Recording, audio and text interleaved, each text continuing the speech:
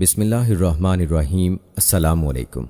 اربوں خربوں درود و سلام خاتم النبیین حضرت محمد صلی اللہ علیہ وآلہ وسلم پر، ان کی اولاد، ان کی آل پر اللہ تعالیٰ مغفرت فرمائے، میری، آپ کی، پوری امت کے مسلمانوں کی، آمین۔ دوستو، سیرت النبی صلی اللہ علیہ وآلہ وسلم کے سلسلے کی نئی ویڈیو کے ساتھ آپ کی خدمت میں حاضر ہیں۔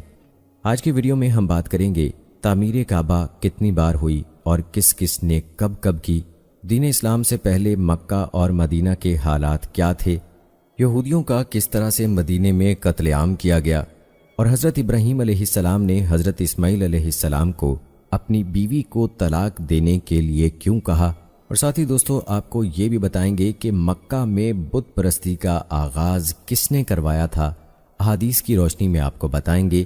سیرت النبی صلی اللہ علیہ وآلہ وسلم کے سلسلے کی اس انتہائی اہم ویڈیو کو آپ نے بغیر سکپ کیے آخر تک لازمی دیکھنا ہے۔ تو چلیے دوستو آغاز کرتے ہیں اپنی آج کی ویڈیو کا۔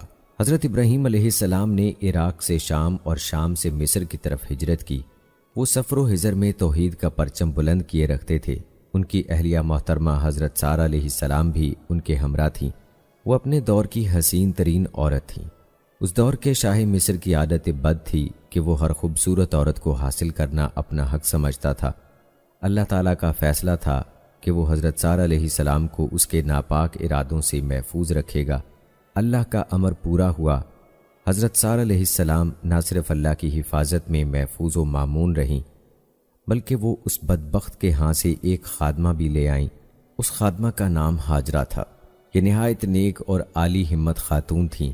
حضرت اسماعیل علیہ السلام انہی کے فرزند تھے۔ سارہ علیہ السلام بانجھ تھیں اور ابراہیم علیہ السلام پر تیزی سے بڑھاپا چھا رہا تھا۔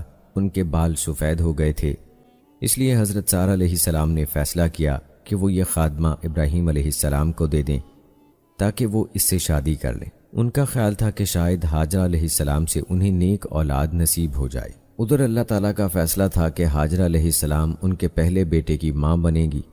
اللہ نے انہیں بیٹا دیا جس کا نام اسماعیل رکھا گیا۔ لیکن جب اسماعیل علیہ السلام پیدا ہوئے تو حضرت سارہ علیہ السلام کو فطری رشک و غیرت نے آ لیا۔ وہ قسم کھا بیٹھیں کہ میں اس کے 3 اعضاء کاٹ کر ہی دم لوں گی۔ حضرت ہاجرہ علیہ السلام کو ان کے ارادے کا علم ہو گیا، چنانچہ انہوں نے کمر پر لمبے دامن والا پٹکا باندھنا شروع کر دیا تاکہ حضرت سارہ علیہ السلام ان کے قدموں کے نشان نہ دیکھ پائیں۔ آخر کار انہیں اپنے شوہر کے ساتھ بھاگنا پڑا۔ حضرت ابراہیم علیہ السلام انہیں ان کے شیر خوار بیٹے سمیت بیت اللہ والی جگہ پر لے آئے۔ وہ دونوں ایک بڑے درخت کے نیچے ٹھہرے جہاں بعد میں زمزم جاری ہوا۔ ان دنوں مکہ سنسان تھا، کوئی رہائش پذیر نہ تھا، نہ وہاں پانی تھا۔ حضرت ابراہیم علیہ السلام نے انہیں کھجوروں کی ایک تھیلی اور پانی کا ایک مشکیزہ تھمایا اور واپس چل پڑے۔ حضرت ہاجرہ علیہ السلام ان کے پیچھے بھاگیں اور عرض کرنے لگیں، ابراہیم، آپ ہمیں اس ویران وادی میں جہاں کوئی غمخوار نہیں چھوڑ کر کہاں جا رہے ہیں؟ مگر ان کے بار بار پکارنے پر جواب تو دور کی بات، حضرت ابراہیم علیہ السلام نے مڑ کر بھی نہ دیکھا۔ آخر کار وہ کہنے لگیں، کیا آپ کو ہمیں یہاں چھوڑنے کا حکم اللہ نے دیا ہے؟ حضرت ابراہیم علیہ السلام نے جواب دیا، ہاں۔ حضرت ہاجرہ علیہ السلام یہ سن کر لوٹ آئیں اور کہنے لگیں، تب اللہ تعالی ہمیں ضائع نہیں کرے گا۔ حضرت ابراہیم علیہ السلام چلتے گئے کہ جب ایک گھاٹی کے پاس پہنچ کر ان کی نظروں سے اوجھل ہو گئے تو بیت اللہ کی طرف منہ کیا اور یہ دعا کی، اے ہمارے رب، میں نے اپنی کچھ نسل ایک بے زراعت وادی میں تیرے حرمت والے گھر کے پاس بسائی ہے، اے ہمارے رب، اس لیے کہ وہ نماز قائم کریں، چنانچہ تو بعض لوگوں کے دلوں کو ایسا کر دے کہ ان کی طرف مائل رہیں اور انہیں ہر قسم کے پھلوں سے رزق دے تاکہ وہ تیرا شکر کریں۔ چند دنوں میں پانی ختم ہو گیا۔ حضرت ہاجرہ علیہ السلام اور ان کا بیٹا پیاس کے مارے بے چین ہو گئے۔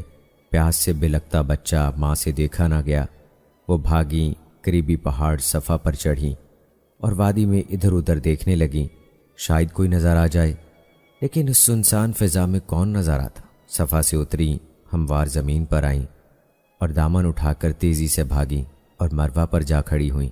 وہاں بھی کوئی نظر نہ آیا تو نیچے اتر آئیں۔ وہ بے قراری کے عالم میں اسی طرح بھاگتی دوڑتی رہیں۔ اس بھاگ دوڑ میں انہوں نے 7 چکر لگائے۔ رسول اللہ صلی اللہ علیہ وآلہ وسلم کا ارشاد ہے کہ حج و عمرہ میں سعی کرنے کی بنیاد یہی ہے۔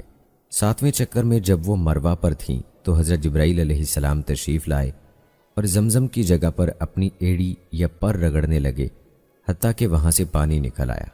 کچھ جگہوں پر یہ بھی لکھا ہے کہ وہاں پر حضرت اسماعیل علیہ السلام اپنی ایڑی رگڑ رہے تھے، وہاں سے پانی کا چشمہ ابل آیا۔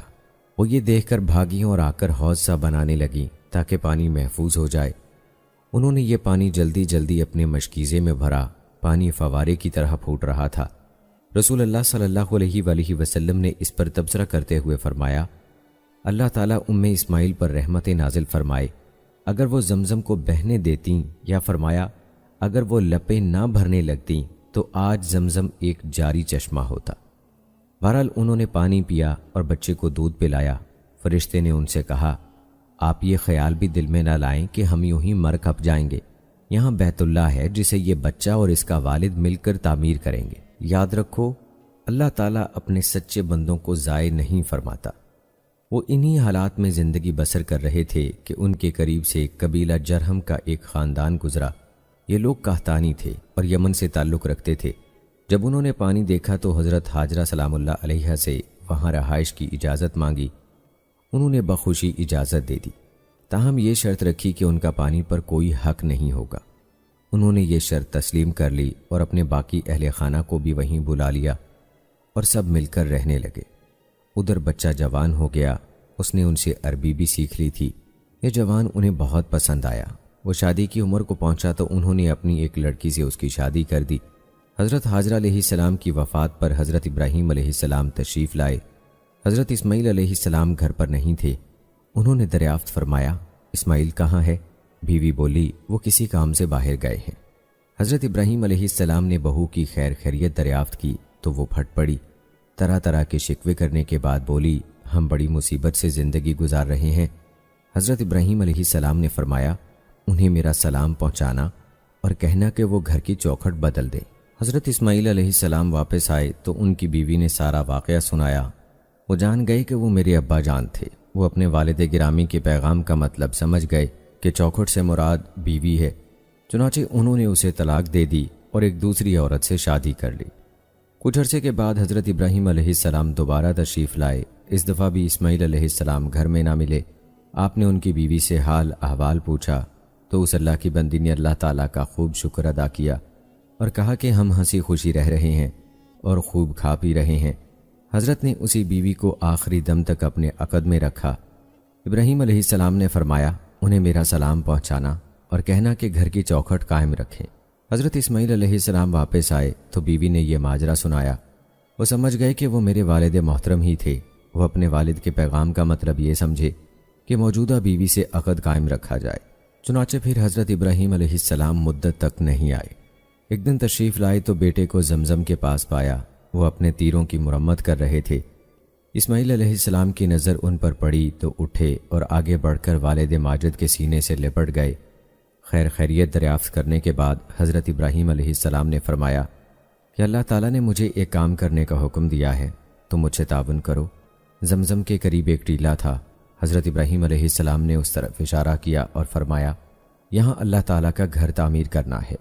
حضرت ابراہیم علیہ السلام بیت اللہ تعمیر کرنے لگے۔ حضرت اسماعیل علیہ السلام پتھر لاتے، والد گرامی کو تھماتے اور وہ دیواریں چنتے جاتے۔ جب عمارت اونچی ہو گئی اور زمین پر کھڑے ہو کر تعمیراتی کام کرنا ممکن نہ رہا تو حضرت اسماعیل علیہ السلام وہ پتھر لائے جسے آج دنیا مقام ابراہیم کے نام سے جانتی ہے۔ اب حضرت ابراہیم علیہ السلام اس پتھر پر کھڑے ہوئے اور عمارت بنانے لگے۔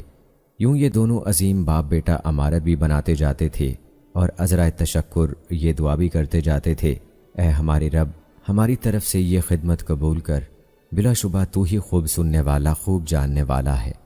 راہ حق میں اطاعت شعاری کا یہ کوئی پہلا واقعہ نہیں تھا۔ حضرت اسماعیل علیہ السلام میں آداب فرزندی کوٹ کوٹ کر بھرے ہوئے تھے، جن کا پورا مظاہرہ انہوں نے غفوان شباب ہی میں اس وقت کر دکھایا جب حضرت ابراہیم علیہ السلام کو خواب میں اشارہ ہوا کہ اپنے بیٹے کو اللہ تعالیٰ کے راستے میں قربان کر دیں۔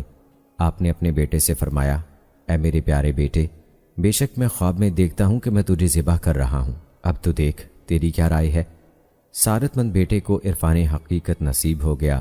فوراً سر جھکا کر عرض کی، ابا جان، جو آپ کو حکم دیا گیا ہے کر گزریں، انشاءاللہ آپ مجھے صبر کرنے والوں میں پائیں گے۔ حضرت ابراہیم علیہ السلام اللہ تعالیٰ کے حکم پر عمل درآمد کے لیے اسماعیل علیہ السلام کو مینا لے گئے، اور انہوں نے جو ہی صاحبزادے کو کروٹ کے بل زمین پر لٹایا اور چھری ان کے ہاتھ میں تھی تو اچانک صدائے ربانی گونج اٹھی، اے ابراہیم، تو نے خواب سچ کر دکھایا ہے، اور اللہ تعالیٰ نے اس کے بدلے میں ایک عظیم ذبیحہ عطا کیا۔ فرمانے باری تعالیٰ ہے، اور ہم نے اس یعنی اسماعیل کے بدلے میں ایک عظیم القدر ذبیحہ جانور ذبح کرنے کو دیا، یعنی اللہ تعالیٰ نے ایک بڑا چتکبرا مینڈھا بھیجا، انہوں نے بیٹے کو چھوڑا اور مینڈھا ذبح کر دیا۔ یوں باپ اور بیٹا دونوں نے اللہ تعالیٰ کی رضا حاصل کر لی۔ جب حضرت ابراہیم علیہ السلام اور حضرت اسماعیل علیہ السلام بیت اللہ کی تعمیر سے فارغ ہوئے تو اللہ تعالیٰ نے حضرت ابراہیم علیہ السلام کو حکم دیا کہ لوگوں میں حج کا اعلان کرے، اور لوگوں میں حج کا اعلان کرو، وہ تیرے پاس ہر دور دراز کے راستے سے پیدل چل کر اور دبلے پتلے اونٹوں پر سوار ہو کر آئیں گے۔ کہا جاتا ہے کہ حضرت ابراہیم علیہ السلام نے ابو قبیس پہاڑ یا صفا پہاڑ پر مقام ابراہیم پر اللہ کا نام لے کر اعلان فرمایا، اے لوگو، تمہارے رب نے تمہارے لیے ایک گھر تعمیر کرایا ہے، لہٰذا اس کا حج کرنے آؤ۔ اللہ تعالیٰ نے ان کی آواز تمام مخلوقات کو اور قیامت تک آنے والے ان لوگوں کو بھی جن کی قسمت میں حج کرنا لکھا گیا ہے سنا دی۔ چنانچہ لوگوں نے ان الفاظ سے جواب دیا، میں حاضر ہوں اے اللہ، میں حاضر ہوں، یعنی لبیک اللہم لبیک۔ قرآن مجید کے ارشاد کے مطابق حضرت ابراہیم علیہ السلام اور حضرت اسماعیل علیہ السلام نے اللہ رب العزت کے حضور دعا کی، اے ہمارے رب، اور ان میں انہی میں سے ایک رسول بھیج، وہ ان کے سامنے تیری آیات تلاوت کرے اور انہیں کتاب و حکمت کی تعلیم دے اور انہیں پاک صاف کر دے، بلا شبہ تو ہی غالب خوب حکمت والا ہے۔ امام ابو جعفر طبری لکھتے ہیں، ابراہیم و اسماعیل علیہ السلام کی یہ دعا خاص طور پر ہمارے نبی حضرت محمد صلی اللہ علیہ وآلہ وسلم کے حق میں تھی۔ اسی دعا کی نسبت رسول اللہ صلی اللہ علیہ وآلہ وسلم اشارہ کرتے ہوئے فرمایا کرتے تھے، میں اپنے والد ابراہیم علیہ السلام کی دعا کا نتیجہ اور عیسیٰ علیہ السلام کی خوشخبری کا مصداق ہوں۔ حضرت اسماعیل علیہ السلام بیت اللہ کے قریب اپنے سسرالی رشتہ داروں کے ساتھ رہنے لگے، حتیٰ کہ اللہ تعالیٰ نے انہیں حجاز میں رہنے والے امالیک، ایک قدیم قوم، اور یمن والوں کی طرف رسول بنا کر بھیجا۔ اللہ تعالیٰ کا ارشاد ہے، اور کتاب میں اسماعیل کا ذکر کرو، بلا شبہ وہ وعدے کا سچا تھا اور رسول نبی تھا۔ اللہ تعالیٰ نے انہیں 12 عظیم بیٹے عطا فرمائے۔ امام ابن اسحاق نے ان کے نام بھی درج کیے ہیں، جو حافظ ابن کثیر رحمۃ اللہ علیہ نے ان کے حوالے سے نقل کیے ہیں۔ 2 بڑے بیٹے نابت اور کیدار کے نام سے موسوم تھے۔ حضرت نابت ہی وہ شخصیت ہیں جنہیں ابراہیم و اسماعیل علیہ السلام کی دعوت کے کام کے لیے منتخب کیا گیا۔ بعض نامعلوم وجوہات کی بنا پر نابت اور عدنان کے درمیان اس زیریں سلسلے کی کڑیاں گمنام ہیں۔ نابت اور عدنان کے درمیان 6 پشتیں بتائی جاتی ہیں، یہ سب حرم مکی ہی میں رہتے تھے، اس کے باوجود ان کے نام محفوظ نہیں ہو سکے۔ رسول اللہ صلی اللہ علیہ وآلہ وسلم نے عدنان تک اپنے نسب کی تصدیق فرمائی ہے، البتہ عدنان سے اسماعیل علیہ السلام تک کے سلسلے کے بارے میں اختلاف ہے۔ جب حضرت اسماعیل علیہ السلام فوت ہو گئے تو انہیں ان کی والدہ کے پہلو میں حتیم والی جگہ میں دفن کر دیا گیا۔ ان کی عمر 137 سال تھی۔ حجاز کے تمام عرب ان کے دونوں بیٹوں نابت اور کیدار ہی کی طرف منسوب ہیں۔ دوستو، یہاں یہ بتا دینا ضروری ہے کہ حضرت ابراہیم علیہ السلام کا دور حضرت عیسیٰ علیہ السلام سے 19 صدیاں قبل تھا۔ اور دوستو، آئیے اب ویڈیو میں آگے بڑھتے ہوئے بات کرتے ہیں تعمیر کعبہ کی۔ کعبہ 11 مرتبہ تعمیر ہوا۔ ارزقی کی روایت کے مطابق کعبہ پہلی دفعہ فرشتوں نے تعمیر کیا تھا۔ امام بہقی وغیرہ کی روایت کے مطابق دوسری دفعہ آدم علیہ السلام نے تعمیر کیا۔ تیسری مرتبہ حضرت آدم علیہ السلام کے بیٹوں نے تعمیر کیا، جیسا کہ ارزقی وغیرہ نے حضرت وہب بن منبع کے حوالے سے بیان کیا ہے۔ کعبہ شیس بن آدم نے تعمیر کیا تھا۔ چوتھی بار کعبے کی تعمیر کا اعزاز حضرت ابراہیم علیہ السلام اور حضرت اسماعیل علیہ السلام کے حصے میں آیا، جس کی تفصیل ہم آپ کو ابھی بتا چکے ہیں۔ حافظ ابن کثیر نے اس بات کو ترجیح دی ہے کہ دراصل کعبہ کی باقاعدہ پہلی تعمیر یہی تھی۔ وہ کہتے ہیں رسول اللہ صلی اللہ علیہ وآلہ وسلم سے کوئی ایسی صحیح روایت منقول نہیں جس سے یہ بات ثابت ہو کہ کبھی حضرت ابراہیم علیہ السلام سے پہلے بھی بیت اللہ کا وجود تھا۔ جن لوگوں نے بیت اللہ کی جگہ کے الفاظ سے استدلال کیا ہے ان کا استدلال قوی نہیں، کیونکہ اس کے یہ معنی بھی ہو سکتے ہیں کہ بیت اللہ کی وہ جگہ جو اللہ تعالیٰ کے علم میں تھی وہ اس کی تقدیر میں متعین تھی، اور آدم علیہ السلام سے لے کر ابراہیم علیہ السلام تک کے انبیاء کے نزدیک معظم و محترم تھی۔ لیکن علامہ شامی نے حافظ ابن کثیر رحمۃ اللہ علیہ کی اس عبارت پر تبصرہ کرتے ہوئے لکھا ہے، حافظ ابن کثیر کی یہ بات تسلیم نہیں کی جا سکتی، کیونکہ اس کے بارے میں بہت سے آثار منقول ہیں۔ 5ویں تعمیر امالیک کے ہاتھوں انجام پائی اور 6ٹی بنو جرہم نے کی، جیسا کہ علامہ شامی نے ابن ابی شیبہ کی روایت نقل کی ہے، اور جسے مشہور محدث اسحاق بن راہویہ نے اپنی مسند میں بیان کیا ہے۔ اسی طرح ابن جریر اور ابن ابی حاتم نے بھی اسے بیان کیا ہے، اور امام بہقی نے دلائل النبوہ میں نقل کیا ہے۔ یہ روایت حضرت علی رضی اللہ تعالی عنہ سے مروی ہے کہ بنو جرہم کے دور میں بیت اللہ کی تعمیر کی نوبت 1 یا 2 مرتبہ اس وقت پیش آئی جب سیلاب کی شدت سے بیت اللہ کی دیوار مسمار ہو گئی تھی، لیکن در حقیقت یہ کوئی نئی تعمیر نہیں تھی، بلکہ یہ تو محض کعبے کے ایک بوسیدہ حصے کی مرمت تھی، اور سیلابی پانی اور کعبے کے درمیان ایک دیوار بنا دی گئی تھی جسے عامر بن جارود نے تعمیر کیا تھا۔ یہ روایت ہم آپ کو پہلے بتا چکے ہیں۔ اور دوستو، 7ویں دفعہ اسے نبی اکرم صلی اللہ علیہ وآلہ وسلم کے جد امجد قصہ بن کلاب نے تعمیر کیا۔ 8ویں دفعہ کعبہ قریش نے تعمیر کیا۔ اس وقت اس کی تعمیر میں خود رسول اللہ صلی اللہ علیہ وآلہ وسلم بھی بنفس نفیس شریک تھے۔ اس وقت آپ کی عمر مبارک 35 سال تھی۔ 9ویں تعمیر حضرت عبداللہ بن زبیر رضی اللہ تعالی عنہ کے ہاتھوں ہوئی۔ یہ بات متفق علیہ روایت میں مذکور ہے۔ 10ویں مرتبہ کعبے کی تعمیر حجاج بن یوسف نے اموی خلیفہ عبد الملک بن مروان کے حکم پر کی، جیسا کہ صحیح مسلم کی روایت میں ہے۔ اصل واقعہ یہ ہے کہ حضرت عبداللہ بن زبیر رضی اللہ تعالی عنہ کے دور میں بیت اللہ کو آگ لگ گئی۔ انہوں نے نئے سرے سے تعمیر کیا اور دوران تعمیر چند تبدیلیاں کر دی۔ حتیم کو بیت اللہ میں شامل کر دیا، دروازے کے مقابل ایک اور دروازہ لگا دیا، اور دونوں دروازے زمین کے برابر کر دیے، کیونکہ انہوں نے حضرت عائشہ رضی اللہ تعالی عنہا سے سنا کہ رسول اللہ صلی اللہ علیہ وآلہ وسلم نے فرمایا تھا، اے عائشہ، اگر تیری قوم یعنی قریش کا دور جاہلیت یا فرمایا کفر کا زمانہ ابھی تازہ نہ ہوتا تو میں بیت اللہ کی موجودہ عمارت گرا دیتا اور اس کی پچھلی جانب دروازہ بنا دیتا اور اس کا دروازہ سطح زمین کے برابر رکھتا، نیز حتیم کو اس میں شامل کر لیتا۔ لیکن عبد الملک کو شک تھا کہ عبداللہ بن زبیر رضی اللہ تعالی عنہ نے یہ روایت اپنی خالہ عائشہ رضی اللہ تعالی عنہ سے نہیں سنی۔ اس نے حجاج کو حکم دیا کہ بیت اللہ کو پہلی حالت بحال کر دی جائے۔ چنانچہ حجاج نے یہ تمام تبدیلیاں ختم کر کے بیت اللہ کو حسب سابق پہلی حالت پر تعمیر کر دیا۔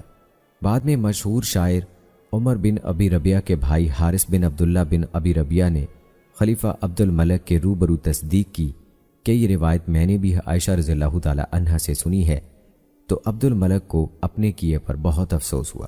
مروی ہے کہ خلیفہ ہارون الرشید عباسی نے ارادہ کیا تھا کہ وہ کعبے کو از سر نو سیدنا عبداللہ بن زبیر رضی اللہ تعالی عنہ کی تعمیر کے مطابق کر دے، لیکن امام مالک رحمۃ اللہ علیہ نے اس کی مخالفت کی اور فرمایا، امیر المومنین، میں آپ کو اللہ تعالیٰ کا واسطہ دے کر کہتا ہوں کہ بیت اللہ کو اپنے بعد آنے والے بادشاہوں کے لیے کھیل نہ بنائیں کہ جس کا جی چاہے اسے ڈھاتا بناتا رہے، اس طرح لوگوں کے دلوں سے بیت اللہ کی ہیبت اٹھ جائے گی۔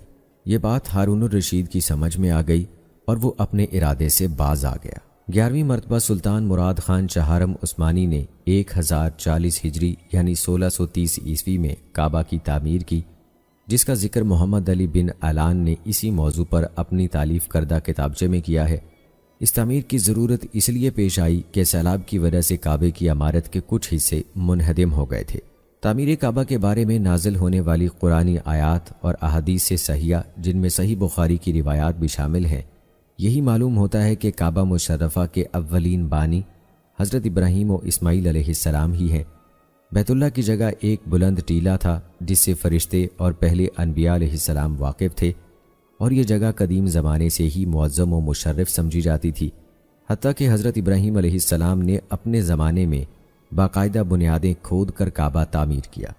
باقی رہیں وہ روایات جن میں اس سے بھی پہلے کعبے کی عمارت کا تذکرہ ہے، تو وہ ان میں سے اکثر صحابہ یا تابعین کے اقوال ہیں، انہیں بیان کرنے والے بھی فاقہی اور ارزقی جیسے مورخین اور ایسے محدثین اور مفسرین ہیں جو اپنی کتابوں میں صرف صحیح اور حسن روایات کی پابندی نہیں کرتے بلکہ ہر قسم کی روایات نقل کر دیتے ہیں۔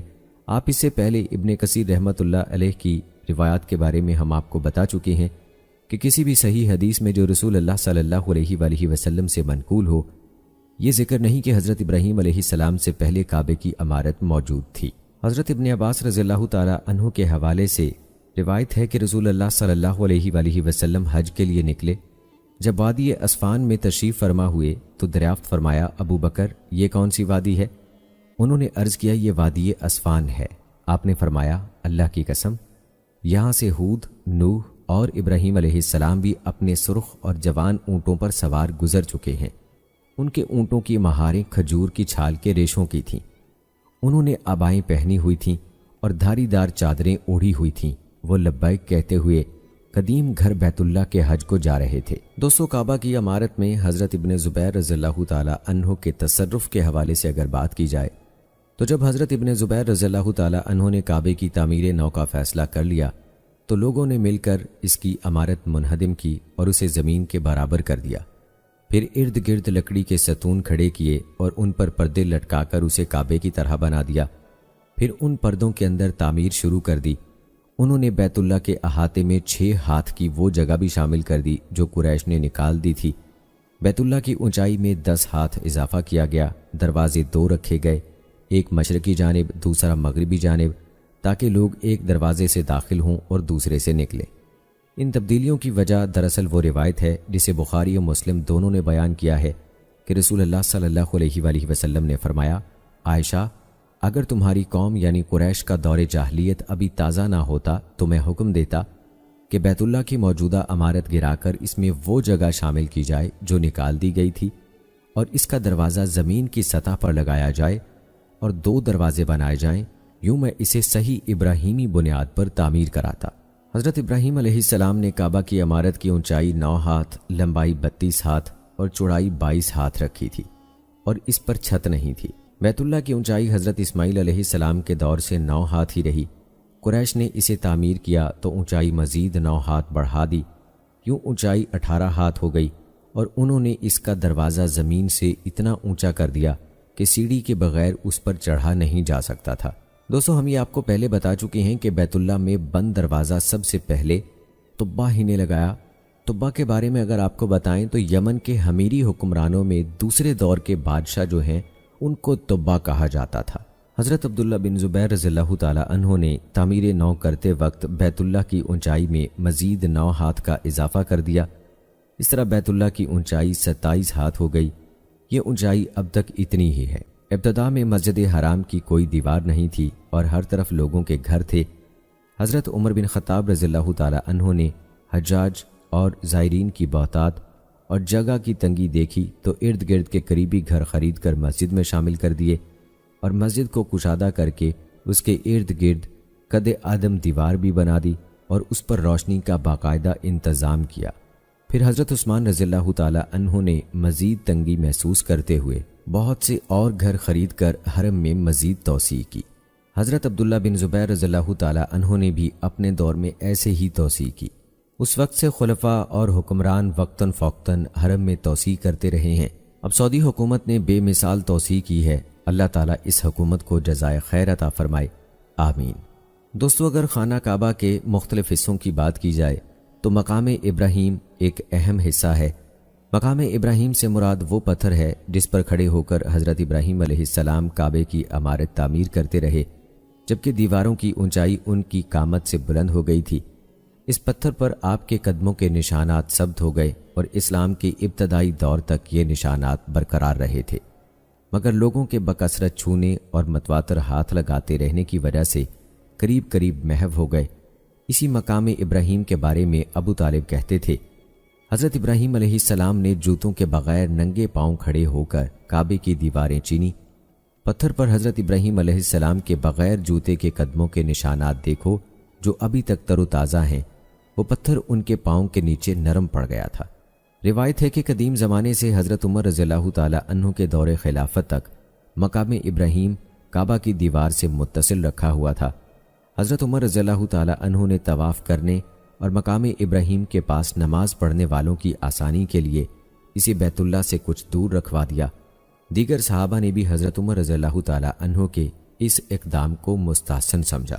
دوستو، ہم آپ کو پہلے بتا چکے ہیں کہ مقام ابراہیم کے قریب نماز پڑھنے کا حکم حضرت عمر رضی اللہ تعالی عنہ کی رائے کی موافقت میں نازل ہوا۔ اس کا پس منظر یہ ہے کہ ایک موقع پر حضرت عمر رضی اللہ تعالی عنہ نے رسول اللہ صلی اللہ علیہ وآلہ وسلم سے درخواست کی کہ اے اللہ کے رسول، میری خواہش ہے کہ ہم طواف کے بعد مقام ابراہیم کے پاس نماز پڑھا کریں۔ اس پر اللہ تعالیٰ نے حکم نازل فرمایا، اور تم مقام ابراہیم کو جائے نماز بناؤ۔ یہاں ایک اور حقیقت کی وضاحت بھی ضروری ہے دوستو، کہ حضرت ابراہیم علیہ السلام نے مسجد اقصی بھی تعمیر کی تھی، اور یہ بھی کہا گیا کہ حضرت یعقوب علیہ السلام نے مسجد اقصی کی بنیاد رکھی تھی۔ رسول اللہ صلی اللہ علیہ وآلہ وسلم کی ایک حدیث کے مطابق بیت اللہ اور بیت المقدس یعنی مسجد اقصی کی تعمیر کے درمیان 40 سال کا فرق تھا۔ باقی رہی وہ حدیث جو امام نسائی رحمۃ اللہ علیہ نے بیان کی ہے کہ مسجد اقصی حضرت سلیمان بن داؤد علیہ السلام نے تعمیر کی، تو دراصل اس حدیث میں تعمیر سے مراد اس کی تجدید ثانی ہے۔ امام سیوطی، حافظ ابن قیم اور حافظ ابن حجر عسقلانی رحمۃ اللہ علیہ نے یہی بات کہی ہے۔ دوستو، یہ تھا تذکرہ خانہ کعبہ کی تعمیر کے حوالے سے۔ آئیے اب ویڈیو میں بڑھتے ہوئے بات کرتے ہیں بعثت نبوی کے وقت عرب کے عام حالات کی۔ 6 اور 7ویں صدی عیسوی میں انسانیت جہالت کے گھٹا ٹوپ اندھیروں میں ڈوبی ہوئی تھی۔ ہر طرف بت پرستی، خرافات، عصبیت، اندھی تقلید، طبقاتی تفریق، سیاسی مفاسد اور معاشرتی خرابیوں کا دورہ تھا۔ نیکی اور خیرخواہی کے جذبات منہ چھپاتے پھرتے تھے۔ انبیاء و مرسلین کی صحیح تعلیمات باقی نہیں رہی تھیں، اور فطری رویوں پر قائم حکماء اور مصلحین کی کوششیں بے اثر تھیں۔ یہ ساری صورتحال رسول اللہ صلی اللہ علیہ وآلہ وسلم نے اپنے ایک مختصر جملے میں یوں عیاں کر دی ہے۔ اللہ تعالیٰ نے روئے زمین پر بسنے والے لوگوں کو دیکھا تو کیا عرب کیا عجم، اللہ تعالیٰ کو کوئی فرد پسند نہیں آیا سوائے اہل کتاب میں سے گنتی کے چند افراد کے جو تحریف سے پاک اپنے دین حق پر قائم تھے۔ دوستو، ویڈیو میں آگے چل کر ہم تفصیل کے ساتھ جزیرہ نما عرب کے حالات بیان کریں گے، تاکہ یہ اندازہ ہو جائے کہ اس وقت رسول اللہ صلی اللہ علیہ وآلہ وسلم کی رسالت اور آپ کی تعلیمات عالیہ کی ضرورت کس قدر ناگزیر تھی۔ اس کے ساتھ ہم رسالت مآب صلی اللہ علیہ وآلہ وسلم کے قائم کردہ بلند پایہ اخلاقی معیار اور اس کی مبادیات کا ذکر بھی کریں گے، کیونکہ یہی وہ مبارک سرمایہ ہے جس کی بدولت اعلیٰ انسانی شرافتوں کی تشکیل ہوئی اور انسانی تہذیب و تمدن کو 4 چاند لگ گئے۔ آئیے اب بات کرتے ہیں یمن کی حکومت کی۔ یمن میں عربوں کی سب سے قدیم نسل قوم سبا آباد تھی۔ اس قوم کا ذکر قرآن کریم میں بھی موجود ہے۔ اس قدیم قوم کی ترقی، عروج اور اقتدار کا دور 1100 سال تک دراز رہا۔ 300 عیسوی میں یہاں قبیلہ حمیر کی حکومت قائم ہوئی۔ پھر یمن کا دور انحطاط شروع ہوا اور قحطانی قبائل دوسرے علاقوں کی طرف نقل مکانی کرنے لگے۔ یمن میں اسلامی اثر و نفوذ سے پہلے 270 سال شدید اضطراب اور خانہ جنگی کی حالت میں گزرے، جس کی بنا پر دوسری قوموں کو ان کی آزادی سلب کرنے کے مواقع مل گئے۔ رومی افواج عدن میں داخل ہو گئیں اور ان کی مدد سے حبشی 340 عیسوی میں پہلی مرتبہ یمن پر قابض ہوئے۔ بنو ہمدان اور بنو حمیر کی باہمی چپکلش سے انہوں نے فائدہ اٹھایا اور ان کا یہ تسلط 378 عیسوی تک قائم رہا۔ بعد ازاں یمن کو آزادی نصیب ہوئی، لیکن 450 عیسوی یا 451 عیسوی میں اللہ تعالیٰ نے انہیں سیل ارم یعنی سیلاب کی شکل میں ایسے آشوب سے دوچار کیا جس کی زد میں آ کر مارب کا بند یعنی ڈیم ٹوٹ گیا۔ اس ڈیم سے ان کی خوشحالی وابستہ تھی۔ یہ ان کی سرکشی، فساد، کجروی اور ناسپاسی کی سزا تھی۔ اللہ تعالیٰ کے قانون کی روح سے ایسے لوگوں کا یہی انجام ہوتا ہے۔ 523 عیسوی میں ان کے بادشاہ ذوالنواس نے عیسائیوں کے خلاف زبردست تحریک چلائی تاکہ وہ اپنے دین سے برگشتہ ہو جائیں۔ جب یہ مقصد حاصل نہ ہوا تو اس نے ایک بڑی خندق کھدوائی، اسے آگ سے بھر دیا، پھر عیسائیوں کو اس میں جھونک کر زندہ جلا ڈالا۔ قرآن کریم کی سورہ بروج کی ان آیات میں اس واقعے کی طرف اشارہ ہے جن کا ترجمہ ہے ہلاک کیے گئے خندقوں والے، ان خندقوں میں آگ تھی ایندھن والی۔ نتیجتاً رومیوں نے حبشیوں کو انگیخت کیا کہ وہ یمن پر دوبارہ قبضہ کر لیں۔ چنانچہ اریاد کی قیادت میں 525 عیسوی میں حبشی دوبارہ یمن پر قابض ہو گئے۔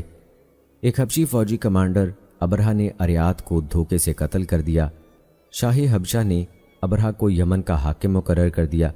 اسی ابرہہ نے کعبۃ اللہ کو گرانے کے لیے لشکر کشی کی، لیکن اللہ تعالیٰ نے ایک عجیب تدبیر سے اسے اس کے لشکر سمیت ذلت و ناکامی سے دوچار کیا۔ قرآن مجید کی سورہ فیل میں اس واقعے کی طرف اشارہ کیا گیا ہے۔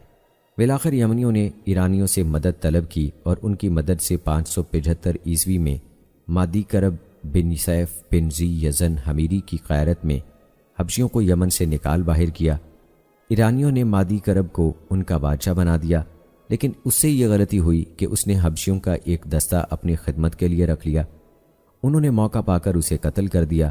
اس کی موت سے اس کے خاندان کی حکومت ختم ہو گئی اور شاہ ایران کسریٰ نے ایک ایرانی گورنر مقرر کر کے یمن کو ایرانی حکومت میں شامل کر لیا۔ آخری ایرانی گورنر حضرت بازان رضی اللہ تعالی عنہ تھے، جنہوں نے 628 عیسوی میں اسلام قبول کر لیا۔ ان کے مشرف با اسلام ہوتے ہی یمن سے ایرانی حکومت کا خاتمہ ہو گیا۔ یہ جمادی الاول 7 ہجری کا واقعہ ہے۔ دوستو، مکہ مکرمہ حجاز کا ایک شہر ہے۔ حجاز میں کبھی کوئی ایسا مضبوط سیاسی ڈھانچہ قائم نہیں ہوا جسے حکومت کا نام دیا جا سکے۔ یہاں مختلف شہر تھے جن میں سے ہر ایک کا اپنا اپنا سیاسی نظام تھا جو بادشاہی کی بجائے سرداری نظام کے زیادہ قریب تھا۔ حجاز کے مشہور شہر مکہ، یثرب اور طائف تھے۔ ہم نے آپ کو پہلے مکہ کی ابتدائی آبادی کی کچھ تاریخ بتائی۔ وہاں کے اصلی رہائشی بنو جرہم تھے۔ بعض مورخین کا خیال ہے کہ ان سے قبل یہاں امالیک رہتے تھے، لیکن وہ اندرون مکہ کی بجائے ارد گرد کے علاقوں میں مقیم تھے۔ حضرت اسماعیل علیہ السلام کے بعد بنو جرہم حرم کا تقدس برقرار نہ رکھ سکے۔ ان کے دور میں ظلم و فساد کا دورہ رہا۔ ان میں سے بہت سے لوگوں نے کعبہ کا وہ مال بھی لوٹ لیا جو عذرائے عقیدت لوگ کعبہ کو بھیجتے تھے۔ کہا جاتا ہے کہ انہی کے دور میں زمزم کا پانی بھی خشک ہو گیا تھا، بلکہ بحر زمزم کے نشانات تک مٹ گئے تھے۔ پھر سیل ارم کے بعد جب یمن کے عربی قبائل ادھر ادھر منتشر ہوئے تو سالبہ بن عمر بن طاہر اپنی قوم کو لے کر مکہ مکرمہ آ گیا، لیکن بنو جرہم نے انہیں یہاں رہنے کی اجازت نہ دی۔ نتیجتاً جنگ ہوئی، بنو جرہم شکست کھا گئے، یوں ان کی تولیت ختم ہو گئی۔ سالبہ بیمار ہوا تو شام چلا گیا اور مکہ کی سرداری اور کعبے کی تولیت اپنے بھتیجے ربیہ بن حارثہ بن عمر کے سپرد کر گیا۔ اس کا لقب لہوی تھا اور اس کی قوم بنو خزاع کے نام سے مشہور تھی۔ بنو جرہم اور سالبہ کی جنگ کے دوران میں بنو اسماعیل بن ابراہیم بنو خزاع کے پاس چلے گئے تھے اور اس جنگ سے لا تعلق رہے۔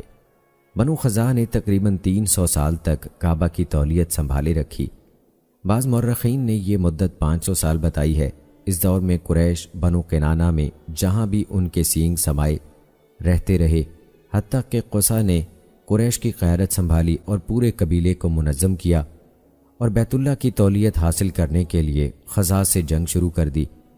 اس جنگ میں بنو قزاع نے قصا کی مدد کی۔ عرب کے دوسرے قبائل بھی اس جنگ میں شامل ہو گئے۔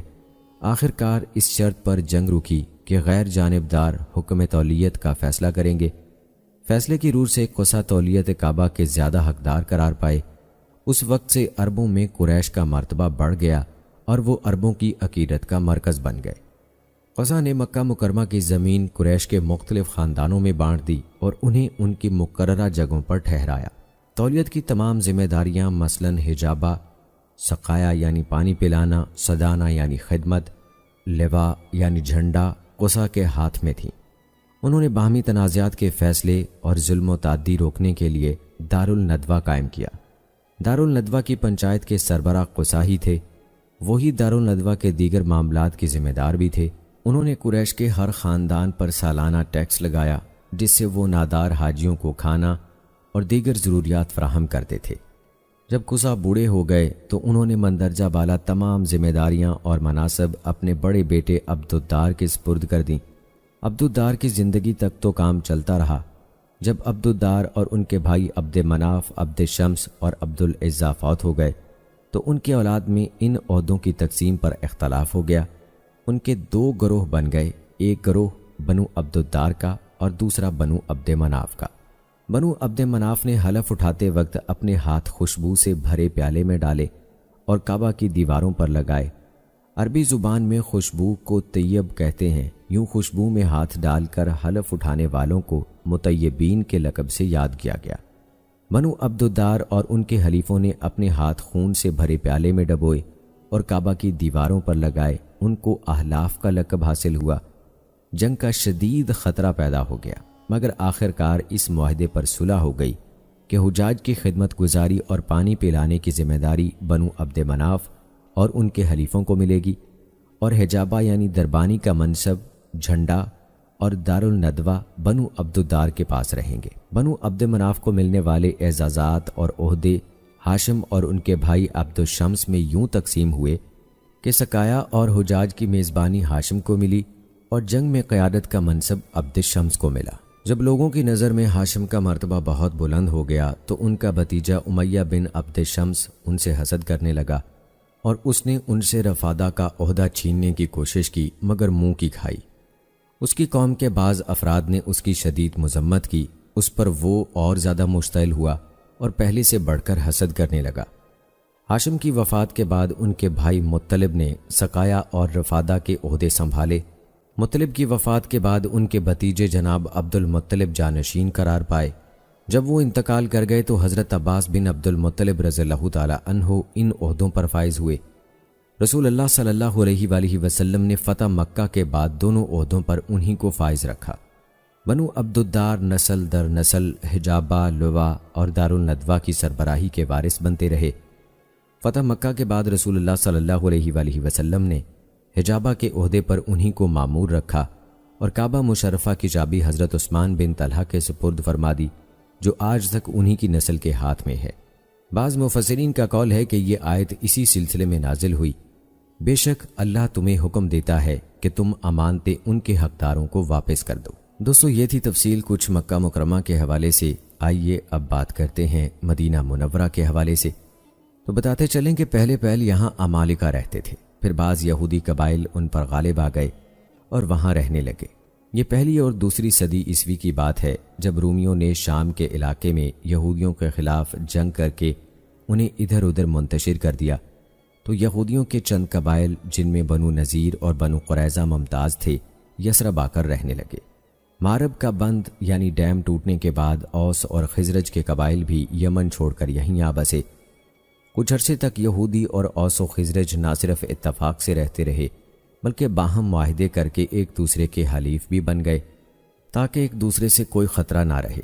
لیکن جب اوس اور خزرج کی شان و شوکت میں اضافہ ہونے لگا تو یہودی سارے معاہدے پسے پشت ڈال کر ان پر چڑھ دوڑے۔ اوس و خزرج نے اپنے چچا زاد غسانیوں سے مدد طلب کی تو انہوں نے یہودیوں کے خلاف ان کی مدد کی۔ اس طرح یہودی پسپا ہو گئے۔ اوس و خزرج بھی شروع میں اتفاق سے رہتے رہے، لیکن بعد میں ان کے درمیان بھی طویل جنگوں کا سلسلہ شروع ہو گیا، جن میں عموماً خزرج ہی غالب آتے رہے۔ بنو اوس نے بنو خزرج کے خلاف قریشیوں سے حلفیانہ معاہدہ کرنے کی کوشش کی، مگر وہ کامیاب نہ ہو سکے۔ مجبوراً انہوں نے بنو قریظہ اور بنو نذیر سے معاہدہ کر لیا۔ بنو خزرج کو یہ بات معلوم ہوئی تو انہوں نے یہودیوں سے وضاحت طلب کی۔ یہودیوں نے کہہ دیا کہ ہمیں تمہاری باہمی جنگوں سے کوئی دلچسپی نہیں۔ بنو خزرج نے ان سے 40 جوان مانگ لیے تاکہ وہ بطور ضمانت ان کے پاس رہیں۔ یہودیوں نے یہ مطالبہ مان لیا۔ جب ان کے جوان خزرج کے قابو میں آ گئے تو انہوں نے یہودیوں کو الٹیمیٹم دے دیا کہ یثرب خالی کر دو ورنہ ہم تمہارے جوان قتل کر دیں گے۔ یہود یثرب سے نکل جانے پر تیار ہو گئے، لیکن کعب بن اسد کرزی نے انہیں قائل کر لیا کہ وہ یثرب نہ چھوڑیں چاہے جوان قتل کر دیے جائیں، اور ایسا ہی ہوا۔ بنو خزرج نے ان کے 40 جوانوں کو تہود طے کر ڈالا۔ یہودی طیش میں آ گئے، وہ اعلانیہ اوس کے حلیف بن گئے اور جنگ باس میں ڈٹ کر اوس کا ساتھ دیا۔ اس جنگ میں اوس غالب رہے۔ انہوں نے بنو خزرج کی بڑی تعداد قتل کر کے اگلے پچھلے سارے بدلے لے لیے۔ بالآخر دونوں فریق صلح پر آمادہ ہو گئے اور دونوں نے طے کر لیا کہ عبداللہ بن ابی ابن سلول خزرجی کی سرکردگی میں حکومت قائم کی جائے، جو یثرب کے معاملات کنٹرول کرے۔ ابھی وہ اس کی تیاریوں میں ہی تھے کہ رسول اللہ صلی اللہ علیہ وآلہ وسلم ہجرت کر کے مدینہ یعنی یثرب تشریف لے آئے اور یثرب کے تمام باشندے اسلام کے جھنڈے تلے آ گئے۔ عبداللہ بن ابی کے لیے یہ صورتحال بڑی روح فرسا تھی، لیکن جنگ بدر کے بعد اس کے لیے اس کے سوا کوئی چارہ کار نہ رہا۔ کہ ظاہری طور پر وہ بھی دار اسلام میں داخل ہو جائے۔ بعد کے واقعات سے صاف پتہ چلتا ہے کہ وہ پکا منافق تھا۔ عبداللہ بن ابی کے نفاق پر تمام محدثین، مفسرین اور مورخین متفق ہیں۔ البتہ اوس کا سردار ابو عامر بن صفی بن نعمان، جو غسیل ملائکہ ابو حنظلہ کا والد تھا، بدستور کفر پر قائم رہا۔ وہ مدینے سے نکل بھاگا اور مکہ چلا گیا، وہاں سے طائف کی راہ لی اور پھر رومیوں کے پاس شام جا پہنچا۔ وہ ہر ممکن کوشش کرتا رہا کہ اسلام کو ختم کر دے۔ اس نے دور جاہلیت میں رہبانیت اختیار کر لی تھی، چنانچہ لوگ اسے راہب کہتے تھے۔ رسول اللہ صلی اللہ علیہ وآلہ وسلم نے فرمایا، اسے راہب نہ کہو بلکہ فاسق کہو۔ جب غزوہ احد کا تذکرہ آئے گا تو انشاءاللہ اس کی تفصیلات ہم آپ کو مزید بتائیں گے۔ دوستو، اگر طائف کی بات کی جائے تو طائف وج کے نام سے معروف تھا۔ وج بن عبدالحی وہاں رہنے والے عمالقہ میں سے ایک شخص کا نام تھا۔ اس کے نام پر طائف کو بھی وج کہتے تھے۔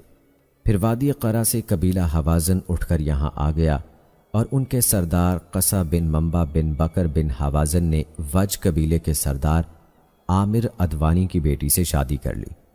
بعد میں یہی قصی ثقیف کے نام سے مشہور ہوا۔ جب ان لوگوں کی آبادی بڑھ گئی تو انہوں نے دیوار بنا کر وج کو قلعے کی شکل دے دی۔ چونکہ یہ دیوار چاروں طرف سے شہر کو گھیرے ہوئے تھی، اس لیے وہ اسے طائف کہنے لگے اور وج کی بجائے اس شہر کا نام طائف معروف ہو گیا۔ جب اسلام کا ظہور ہوا تو بنو ثقیف دو گروہوں میں بٹے ہوئے تھے۔ ایک کو بنو مالک اور دوسرے کو احلاف کہتے تھے۔ ان کی آپس میں دشمنی تھی، اس بنا پر ان میں جنگ چھڑ گئی۔ اس جنگ میں احلاف غالب آ گئے اور انہوں نے بنو مالک کو طائف کے پیچھے ایک وادی حنین میں دھکیل دیا۔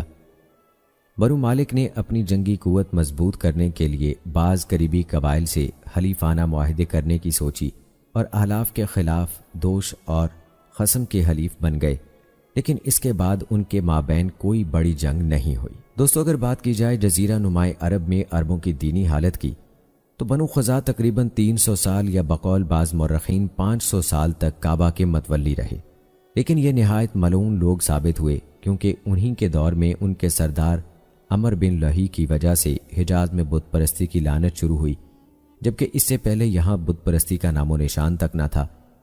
ایک موقع پر عمر بن لہی شام گیا، وہاں اس نے علاقہ بلقاء میں مواب، جو آج کل اردن کا ایک علاقہ ہے، اس مقام پر عمالیق کو بتوں کی پوجا کرتے دیکھا۔ اس نے اس پوجا کی وضاحت چاہی۔ انہوں نے جواب دیا کہ یہ بتوں کی عبادت کا طریقہ ہے، ہم ان کی عبادت اس لیے کرتے ہیں کہ جب ہم ان سے بارش مانگتے ہیں تو یہ بارش برساتے ہیں، ہم ان سے مدد طلب کرتے ہیں تو یہ ہماری مدد کرتے ہیں۔ یہ سن کر احمق عمر بن لوہی نے ان سے ایک بت مانگ لیا۔ انہوں نے اسے حبل نامی ایک بت دے دیا۔ وہ اسے مکہ لے آیا، اسے ایک جگہ نصب کر دیا اور لوگوں کو اس کی عبادت اور تعظیم کا حکم دیا۔ عمر بن لوہی ان کا غیر متنازع سردار تھا، اس لیے اہل مکہ نے اس کے حکم کی تعمیل کی۔ مزید برآں بنو اسماعیل دوسرے شہروں میں جا کر بسنے لگے۔ وہ جہاں جاتے اپنے ساتھ حرم کا کوئی پتھر بھی لے جاتے اور جس جگہ قیام کرتے وہیں پتھر رکھ کر اس کے گرد طواف کرنے لگتے۔ یہ معاملہ آہستہ آہستہ اس حد تک پہنچ گیا کہ وہ جس خوبصورت پتھر کو دیکھتے اس کی پوجا کرنے لگتے۔ بعد میں آنے والی نسلیں بھی بت پرستی کی روش پر قائم رہیں اور دین ابراہیمی کی تعلیمات کو بھلا دیا گیا۔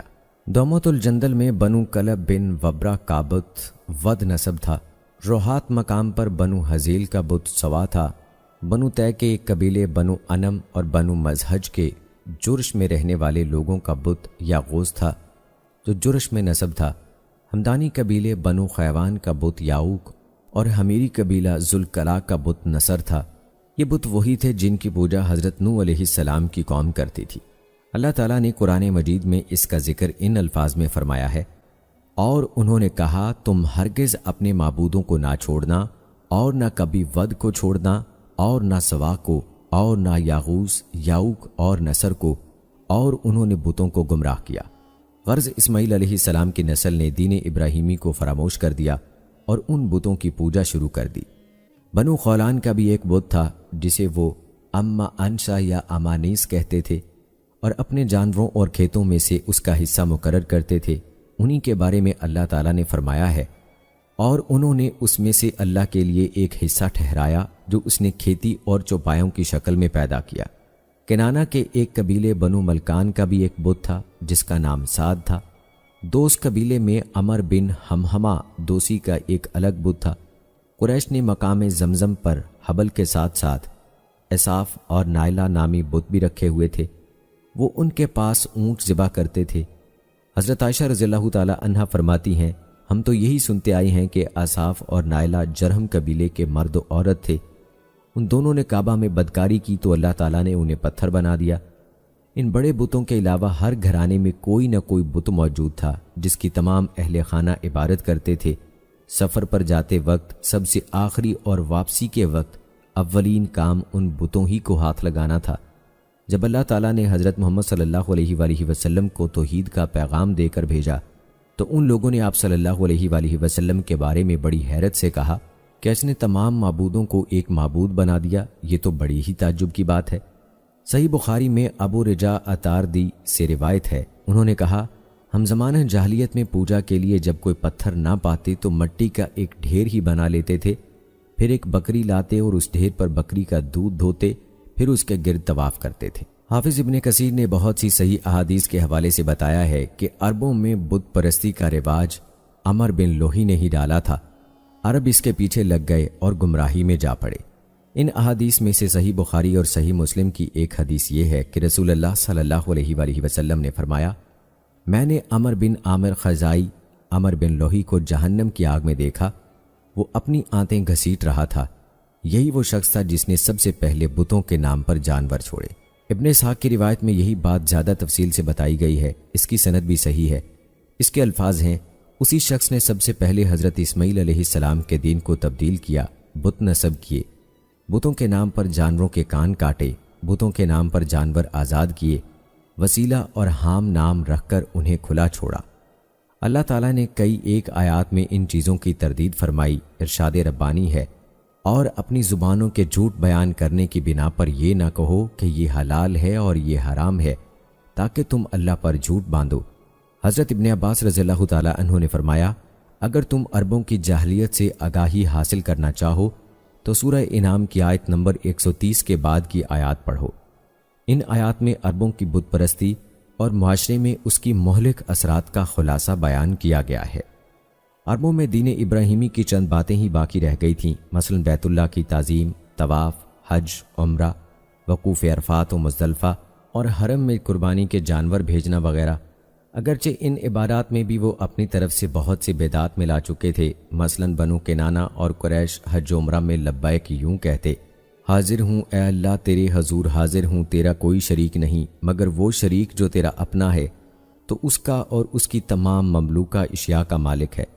چنانچہ وہ لبیک کہہ کر توحید کا اقرار کرتے تھے مگر فوراً ہی بتوں کو بھی شامل کر لیتے تھے اور ان کی ملکیت اللہ کے نام کر دیتے تھے، اور مزید یہ کہ وہ سیٹیاں بجاتے ہوئے برہنہ حالت میں طواف کرتے تھے۔ عربوں نے کعبہ کے ساتھ ساتھ کئی بت خانے بھی بنا رکھے تھے اور ان کی کعبہ ہی کی طرح تعظیم کرتے تھے۔ ان کی بھی صدانت اور حجابت ہوتی تھی، وہاں بھی جانور لے جا کر ذبح کیے جاتے تھے، ان کا طواف بھی کیا جاتا تھا اور ان کے نام پر جانور بھی چھوڑے جاتے تھے۔ مثلا قریش اور بنو کنانہ کا خصوصی بت عزہ نخلہ کے مقام پر تھا، اس کے خادم اور نگران بنو ہاشم کے حلفاء بنو شیبان تھے۔ بنو ثقیف کا خصوصی بت لات طائف میں تھا، اس کے خادم اور نگران بنو معتب تھے۔ اوس و خزرج اور ان کے ہم مسلک لوگوں کا خصوصی بت منات قدید میں مشلل کے نام مقام پر تھا۔ قرآن مجید نے ان بتوں کی طرف اشارہ کیا، تم مجھے لات اور عزہ کی خبر دو اور تیسری دیوی منات کی جگہ جو گھٹیا ہے۔ دوس، خصم، بجیلہ اور ان کے علاقے کی دیگر لوگوں کا بت ذوالخلصہ تبالہ کے مقام پر تھا، اسے یمنی کعبہ کہتے تھے۔ اس سے ممتاز کرنے کے لیے اصل کعبہ کو شامی کعبہ کہا جاتا تھا۔ بنو طے اور طے کے پہاڑوں آجا اور سلمہ میں رہنے والوں کا بت خانہ فلس تھا۔ حمیر اور یمن والوں کا بت خانہ ریام تھا۔ بنو بکر اور بنو تغلب کا بت خانہ ذوالقابات مقام سنداد میں تھا۔ عربوں میں اور بھی کئی بت تھے، پرانی کتابیں ان کے ذکر سے بھری پڑی ہیں۔ بتوں کے بارے میں عربوں کے خیالات سے وابستہ بعض عجیب و غریب داستانیں مشہور ہیں۔ مثلا مروی ہے کہ صائب بن عبداللہ کے پاس ایک پتھر تھا جسے اس نے گھڑ کر بت بنا لیا تاکہ اس کی عبادت کیا کرے۔ وہ ہر روز جمع ہوا دودھ لا کر اس پر بہا دیتا، ایک کتا آتا اسے چاٹتا اور پھر ٹانگ اٹھا کر اس پر پیشاب کر دیتا۔ اسی طرح مروی ہے کہ بنو حنیفہ نے پنیر، گھی اور کھجوروں کا حلوہ سا بنا کر اس کا ایک بت بنا رکھا تھا۔ جب قحط پڑا تو بھوک سے بلبلا کر انہوں نے خود ہی اس بت کو کھا کھا کر ختم کر دیا۔ بنو تمیم کے ایک آدمی نے انہیں شیروں میں یوں شرم دلائی، بنو حنیفہ نے اپنی کلاشی اور بھوک کی بنا پر اپنے ہی رب کو کھا لیا۔ عرب علاقوں میں بت پرستی کے ساتھ ساتھ ستاروں اور سیاروں کی عبادت بھی کی جاتی تھی، خصوصاً ہران، بحرین اور صحرائی علاقے میں یہ وبا عام تھی۔ یہ بھی منقول ہے کہ مکہ میں ابو قبشہ نامی ایک شخص تھا جو شیرا ستارے کی پوجا کرتا تھا، بلکہ اس نے قریش کو بھی اس کی ترغیب دلائی تھی، حتیٰ کہ یہ عبادت لخم، خزاع اور قریش کے بعض قبائل میں بھی رواج پائی گئی تھی۔ جب رسول اللہ صلی اللہ علیہ وآلہ وسلم نے لوگوں کو بت پرستی چھوڑ کر ایک اللہ کی عبادت کی دعوت دی تو انہوں نے آپ کو ابن ابی قبشہ، ابو قبشہ کا بیٹا کا لقب اسی بنا پر دیا تھا، کیونکہ ابو قبشہ نے بھی اس سے قبل بتوں کی عبادت کی مخالفت کی تھی، اور آپ صلی اللہ علیہ وآلہ وسلم بھی بتوں کی عبادت کی مخالفت کرتے تھے۔ یمن کے علاقے میں سورج کی پوجا کی جاتی تھی۔ اللہ تعالیٰ نے ملکہ سبا کے قصے میں فرمایا، ہدہد نے کہا، بلا شبہ میں نے دیکھا کہ ایک عورت ان پر حکومت کرتی ہے اور اسے ضرورت کی ہر چیز عطا کی گئی ہے اور اس کا ایک عظیم تخت ہے۔ میں نے اسے اور اس کی قوم کو دیکھا کہ وہ اللہ تعالیٰ کو چھوڑ کر سورج کو سجدہ کرتے ہیں، اور شیطان نے ان کے اعمال ان کے لیے پرکشش بنا دیے ہیں اور انہیں راہ حق سے روک دیا ہے، چنانچہ وہ ہدایت نہیں پاتے۔ عرب علاقوں میں یہودیت بھی داخل ہو چکی تھی، خصوصاً مدینہ، خیبر، وادی القرا، فدق اور تیما میں، تو اس کے اثرات دور تک پھیل گئے۔ یہودیت یمن میں بھی جا پہنچی تھی، حتیٰ کہ حمیری بادشاہ ذی النواس بھی یہودیت قبول کر چکا تھا، اور اس نے تمام عیسائیوں کو جبراً یہودی بنانے کے احکام جاری کیے تھے۔ اسی طرح بنو کنانہ، بنو حارث، بنو کعب اور کندہ میں یہودیت پاؤں جما چکی تھی۔ غالب امکان یہ ہے کہ ان لوگوں میں یہودیت یثرب اور خیبر کے یہودیوں کے ذریعے سے پہنچی تھی۔ شام کے غساسنہ، غسانی اور یمن کے مناظرہ آل منظر مسیحیت کا شکار ہو چکے تھے۔ ہیرا میں بڑے بڑے گرجے تھے۔ جزیرہ عرب کے جنوبی علاقوں میں بھی عیسائیت پھیل چکی تھی۔ ایک بہت بڑا گرجا ظفار میں اور دوسرا عدن میں قائم تھا۔ بعض قریشی قبائل بھی عیسائیت قبول کر چکے تھے۔ عدی بن حاتم تائی بھی تعریف شدہ عیسائیت کے غلام بن چکے تھے۔ اس کے باوجود عیسائیت اور یہودیت عرب میں وسیع پیمانے پر نہیں پھیلی تھی، جیسا کہ ان مذاہب کی تاریخ سے واضح ہے، اور یہ بھی حقیقت ہے کہ دین ابراہیمی بھی مکمل طور پر نہیں مٹا تھا، بلکہ جہالت اور بت پرستی کے گھٹا ٹوپ اندھیروں میں بھی کچھ افراد دین حنیف پر قائم تھے، ہر چند بہت کم تھے۔ ان سعادت مند لوگوں کو حنفا کہا جاتا تھا۔ وہ اللہ تعالیٰ پر پختہ ایمان رکھتے تھے، توحید الوحیت اور توحید ربوبیت کے قائل و عامل تھے اور نبوت کے منتظر تھے۔ مثلاً قس بن سعدہ ایادی، زید بن عمر بن نفیل، امیہ بن ابی السلط، ابو قیس بن ابی انس، خالد بن سنان، نابغہ زبیانی، ظاہر بن ابی سلمہ اور نبی اکرم صلی اللہ علیہ وآلہ وسلم کے جد امجد کعب بن روی بن غالب بن وغیرہ۔ ان لوگوں کو ٹھیک اسی طرح حنفا کہا گیا جس طرح قرآن مجید میں دین ابراہیمی کو حنیف کہا گیا ہے۔ اللہ تعالیٰ نے فرمایا، بے شک میں نے اپنا چہرہ اس ذات کی طرف مرکوز کر لیا ہے جس نے آسمانوں اور زمین کو پیدا کیا، میں اسی اللہ کا پرستار ہوں اور میں مشرکوں میں سے نہیں ہوں۔ اور فرمایا، ابراہیم نہ تو یہودی تھے اور نہ نصرانی، بلکہ وہ صرف حق پرست فرما بردار تھے اور مشرکوں میں سے نہیں تھے۔ پھر فرمایا، کہہ دیجئے اللہ نے سچ فرمایا، پس تم ملت ابراہیم کی پیروی کرو جو حق پرست تھا اور وہ مشرکین میں سے نہ تھا۔ دوستو، یہاں ویڈیو کے آخر میں اس دور کے مشہور حنفاء کے حالات اور اعتقادات کا جائزہ لیتے ہیں۔ حضرت محمد صلی اللہ علیہ وآلہ وسلم یہ حقیقت روز روشن کی طرح عیاں ہے کہ رسول اللہ صلی اللہ علیہ وآلہ وسلم ان حنفاء میں سر فہرست اور عظیم ترین شخصیت ہے۔ پھر نام آتا ہے زید بن عمر بن نفیل۔ ابن اساک نے اپنی سند سے روایت کی ہے کہ حضرت اسما بنت ابی بکر رضی اللہ تعالی عنہا نے کہا، میں نے زید بن عمر بن نفیل کو دیکھا، انہوں نے اپنی کمر بیت اللہ کی دیوار کے ساتھ لگا رکھی تھی اور وہ کہہ رہے تھے، ارے قریشیو، قسم اس ذات کی جس کے ہاتھ میں میری جان ہے، میرے علاوہ تم میں سے کوئی بھی ابراہیمی دین پر نہیں ہے۔ پھر وہ کہتے، اے اللہ، اگر مجھے معلوم ہوتا کہ تجھے عبادت کا کون سا طریقہ زیادہ پسند ہے تو میں اسی طریقے سے تیری عبادت کرتا، لیکن مجھے معلوم نہیں۔ پھر اپنی سواری پر سجدہ کر دیتے، وہ کعبے کی طرف رخ کر کے نماز پڑھتے اور کہتے، میرا معبود وہ ہے جو ابراہیم علیہ السلام کا معبود ہے اور میرا دین ابراہیمی دین ہے۔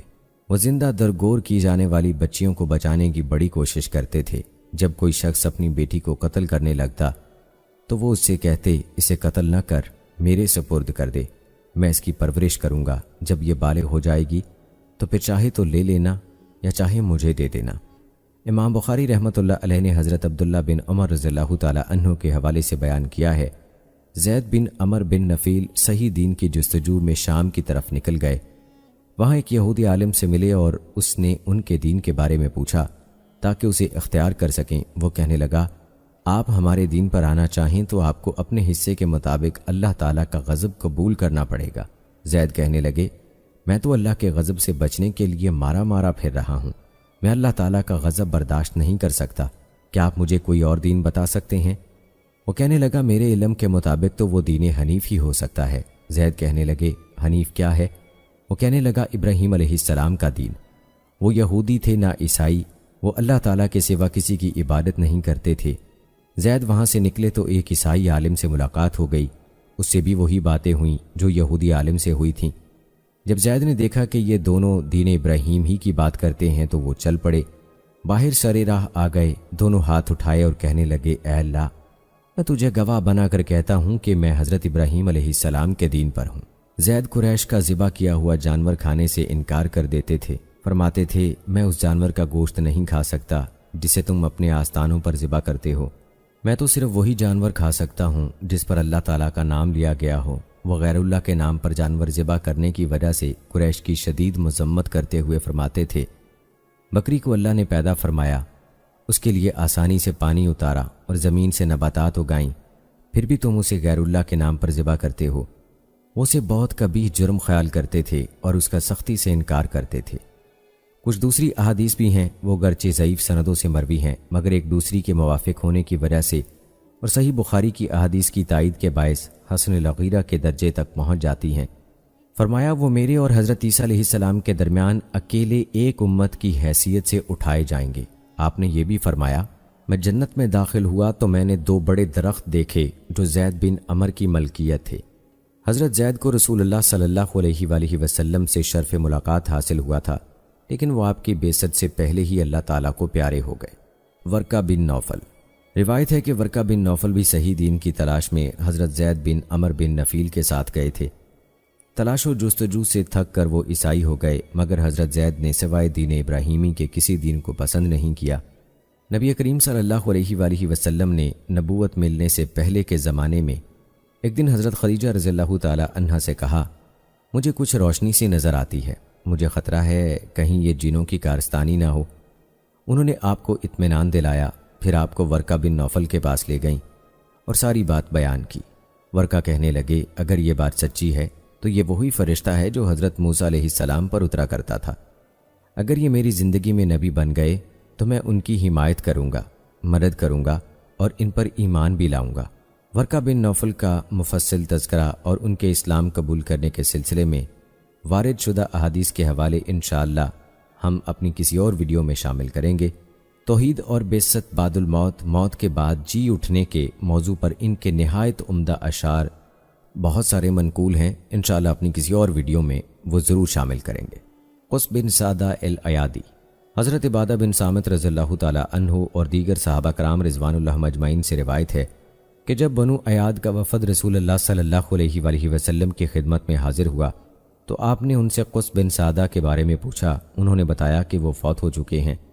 نبی اکرم صلی اللہ علیہ وآلہ وسلم نے فرمایا، میں نے ایک دن عکاظ کے میدان میں انہیں سرخ اونٹ پر سوار بڑی عمدہ اور سحر انگیز گفتگو کرتے سنا تھا، مگر وہ الفاظ میرے ذہن میں نہیں۔ وفد میں سے ایک آدمی نے بتایا کہ اسے وہ الفاظ یاد ہیں، اور وہ الفاظ یہ تھے، اے لوگو، اکٹھے ہو جاؤ، میری بات سنو۔ جو شخص مر گیا گزر گیا، اور جو چیز آنے والی ہے آ کر رہے گی۔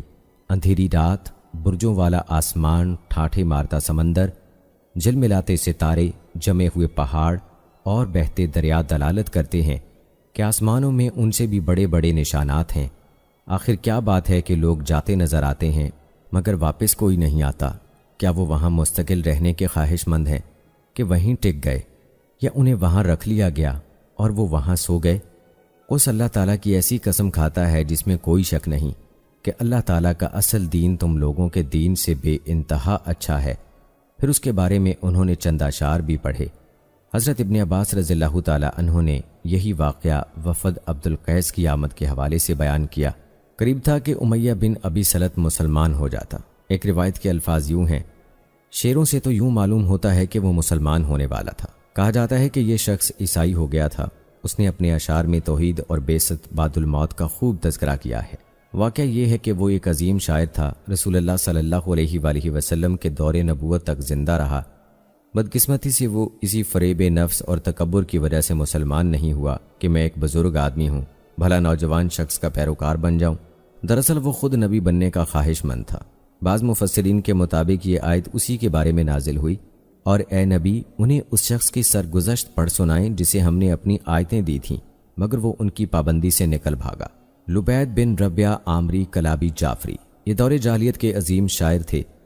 ان کا قصیدہ سارے عرب میں مشہور تھا۔ رسول اللہ صلی اللہ علیہ وآلہ وسلم نے انہی کے بارے میں فرمایا تھا، سب سے سچی بات جو کسی شاعر نے کہی لبید کا یہ قول ہے، خبردار اللہ کے سوا ہر چیز فانی ہے۔ ان کا حضرت عثمان بن مظعون رضی اللہ تعالیٰ عنہ کے ساتھ قصہ مشہور ہے، جس کا تذکرہ مشرکین کی طرف سے دعوت اسلامیہ کی مخالفت کے مختلف حربوں میں سے 10ویں حربے میں آئے گا۔ لبید رضی اللہ تعالیٰ عنہ مسلمان ہو گئے تھے۔ وہ عثمان رضی اللہ تعالیٰ عنہ کے دور خلافت میں اللہ تعالیٰ کو پیارے ہوئے۔ اس وقت ان کی عمر 150 سال ہو چکی تھی۔ بعض مورخین نے اس سے بھی زیادہ بتلائی ہے۔ دوستو یہ چند مشہور حنفاء تھے، اس کے علاوہ اور بھی کافی سارے نام ہیں جن میں سوید بن عامر مستلقی، اسد بن ابو قرب حمیری، وقی بن سلمہ، عمیر بن حیزب، زید عبادی یہ عیسائی ہو گئے تھے۔ ابو کیسرہ بن ابی انس بخاری، سیف بن زی یزن حمیری، عامر بن ظرف ادوانی، مشہور شاعر عبد التاجہ بن سال بن وبرہ بن قزا یہ دین حق کے طلب میں نکلے تو کیسر کے پاس پہنچ گئے، وہاں عیسائی ہو گئے اور اسی کے ہاں بڑی عزت کے ساتھ رہے۔ عمر بن ابسہ سلمہ انہیں اللہ تعالیٰ نے اسلام کی توفیق بخشی اور نبی اکرم صلی اللہ علیہ وآلہ وسلم کے قریبی جد امجد جناب عبد المطلب۔ تو دوستو یہ تھی سیرت النبی صلی اللہ علیہ وآلہ وسلم کے سلسلے کی بہت اہم ویڈیو۔ امید کرتے ہیں کہ آپ کو پسند آئی ہوگی۔ آج کی ویڈیو کے متعلق اپنی رائے کا اظہار کمنٹ باکس میں لازمی کیجیے گا۔ ملتے ہیں اگلی ویڈیو میں، تب تک کے لیے مجھے اجازت دیں۔ فی امان اللہ۔